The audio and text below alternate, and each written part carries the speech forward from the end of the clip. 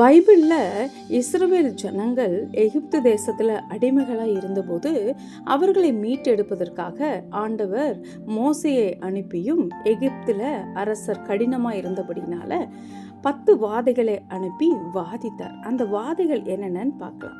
எகிப்து தேசத்தை சுற்றிலும் ஓடுகிற நதிகள் எல்லாமே ஒன்று விடாமல் எல்லாம் ரத்தமாக மாறியது. தேசம் முழுவதும் தவளைகள் புறப்பட்டு தேசம் எங்கும் மூடினது. அவர்கள் மேல, மனிதர்கள் மேல, தரையில எல்லா பகுதியிலும் தவளைகள் இருந்தது. தேசம் எங்கும் பேன்கள் புறப்பட்டு அவர்கள் தலையிலும் சரீரத்திலும் தேசம் எங்கும் பேன்களால் நிறைந்திருந்தது.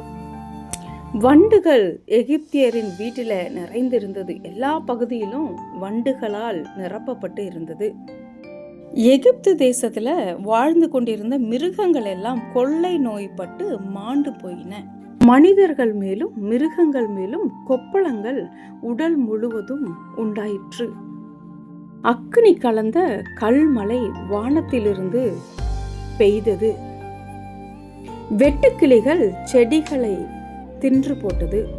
அங்கிருந்த எல்லா விவசாய நிலங்களையும் வெட்டுக்கிளிகள் நாசம் செய்தது.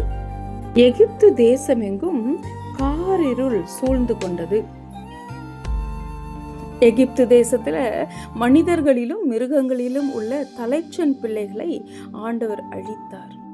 இவ்வாறாக மோசேயை கொண்டு தமது ஜனங்களை எகிப்து தேசத்திலிருந்து ஆண்டவர் புறப்பட பண்ணினார் என்று வேதத்திலே பார்க்கிறோம்.